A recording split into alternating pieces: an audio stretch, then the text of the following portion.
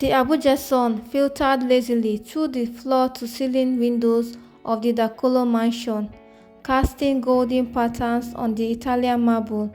Lush palm fronds swayed gently in the manicured gardens, and the distant hum of a generator served as a background rhythm to the quiet tension inside. Bianca Dakolo stood on the balcony, a tiny glass of freshly squeezed orange juice in one hand, her iPhone in the other. At 25, she was a picture of refined beauty.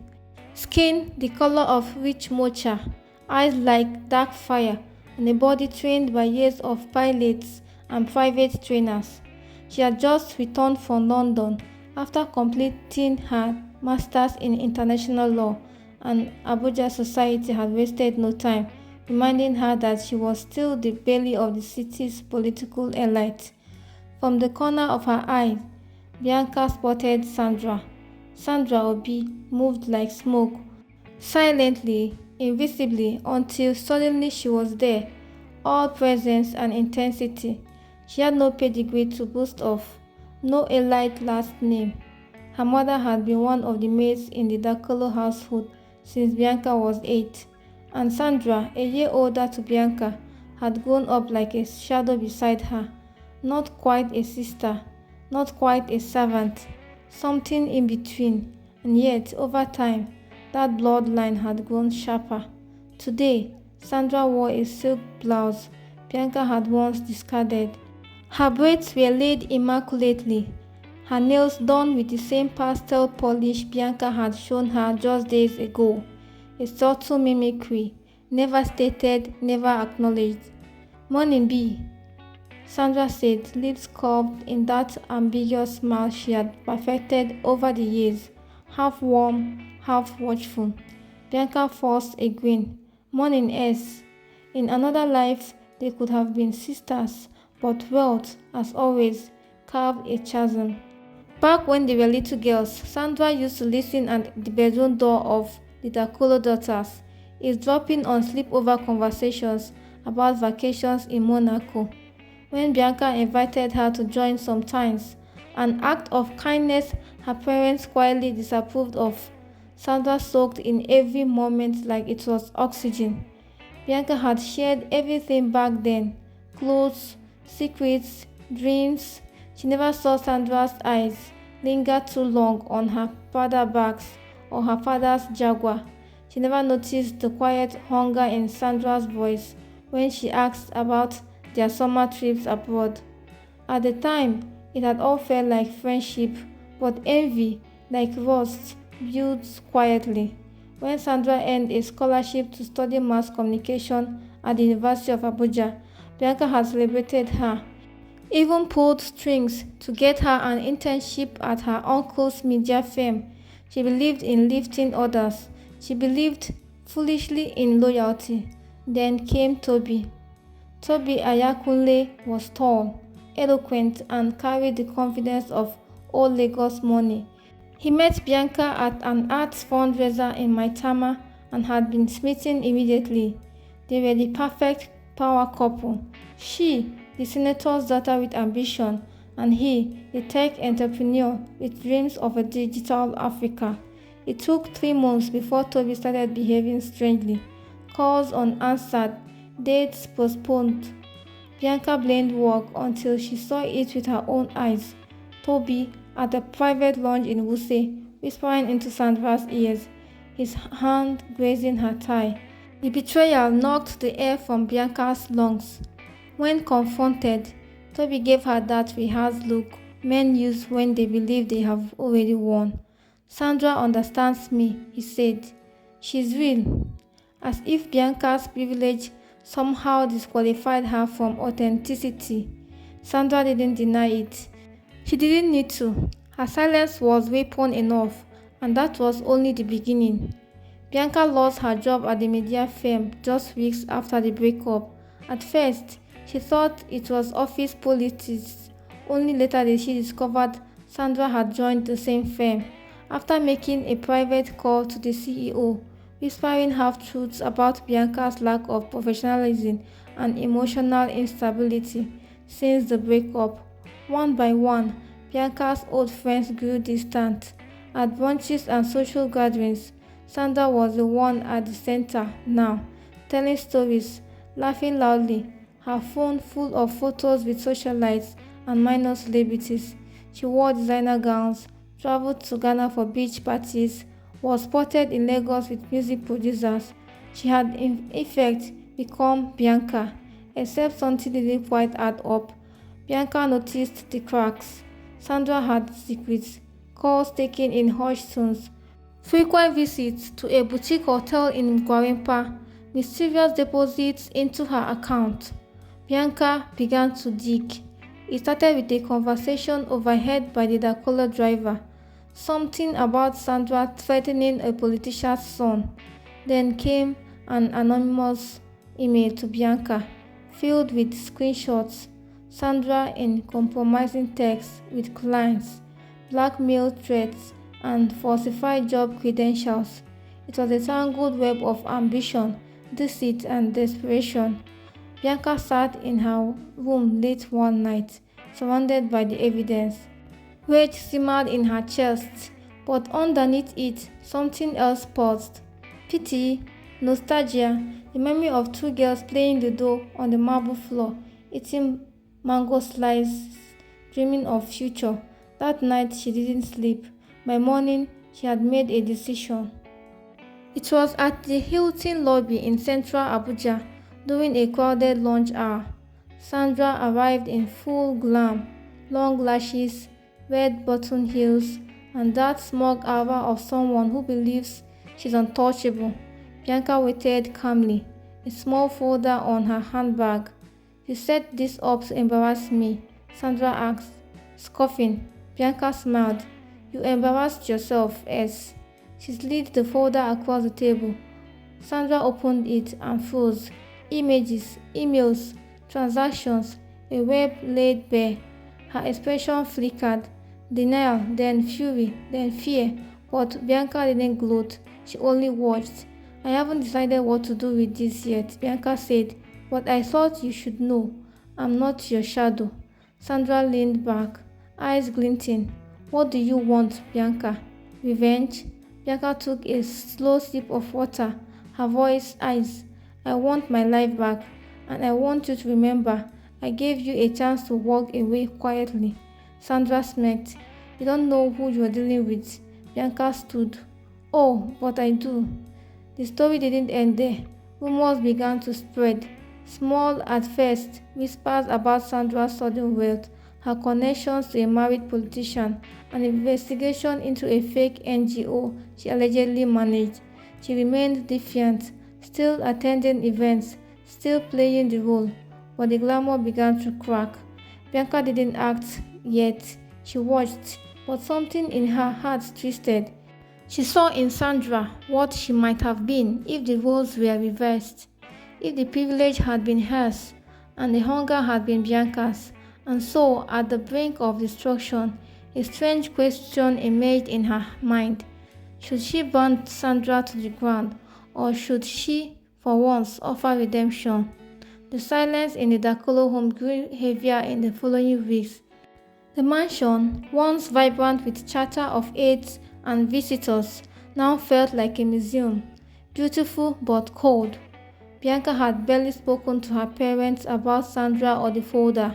Her father, Senator Dakolo, would not understand.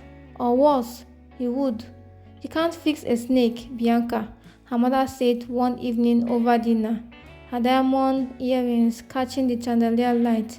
Some people were born to survive, not to love. But Bianca wasn't sure anymore if this was about fixing Sandra or about fixing herself. She had gone soft, trusted too easily, and now the world was watching. 1 week later, the scandal broke. A popular Abuja gossip blog posted a damning expose. Socialite Sandra Obi linked to NGO fraud, political scandal. The article claimed she had falsified funding application for a girls' education program, using her connections and the social media influence to secure grants, then funneling the funds into personal accounts. There was no mention of Bianca, but everyone knew. Bianca's phone exploded with messages. Old friends who had ghosted her were suddenly apologetic. Toby even texted, "Can we talk?" She deleted it without replying. Yet something didn't sit right. That night, she visited the one place she hadn't dared in years. The servants' quarters behind the mansion. Mrs. Obi, Sandra's mother, still worked there. The older woman looked up from her evening prayers, startled to see Bianca at her door. "She didn't have to become this," Bianca said, her voice low, "but she chose it." Mrs. Obi's eyes were tired. "She didn't choose it, she had to." Bianca blinked. "She watched you wear gowns at galas while she mopped the floor," the woman said gently. "She listened to you cry about boyfriends while she prayed you'd never see the way uncles look at her. She had dreams too, but no one noticed hers." There it was again, truth burning in the middle of comfort. Bianca left without saying a word. Sandra sat alone in a friend's flat in Jabi, lights off, curtains drawn. She had stopped checking social media. Her phone buzzed occasionally, calls from new outlets, messages from old friends, asking for her side of the story. She ignored them all. She hadn't cried. She didn't know how to cry anymore. Instead, she replayed everything, the years of manipulation, the hustle, the slow erosion of her soul in exchange for beauty, access, and relevance. She should have stopped after Toby. She should have stopped when Bianca confronted her. But envy doesn't let go easily. It poisons even the good things. A knock on the door startled her. She opened it slowly and froze. Bianca, in jeans, no makeup, holding a folder. "I'm not here to gloat," Bianca said, stepping inside without waiting for an invitation. "I'm here to offer you a deal." Sandra crossed her arms, defensive. "You think you've won, don't you?" Bianca ignored the bite. "You've already lost, but you can still decide how deep the fault goes." She opened the folder again, but this time it wasn't evidence. It was an offer. "I own a PR firm. Quiet, effective. I can spin this, make you the face of redemption. The girl who lost her way and now advocates for transparency and girls' empowerment." Sandra stared. "Why would you do that?" "Because I don't want to become like you," Bianca said quietly. "I don't want revenge to be the only thing that defines me." "And what do you want in return?" Sandra asked, eyes narrowing.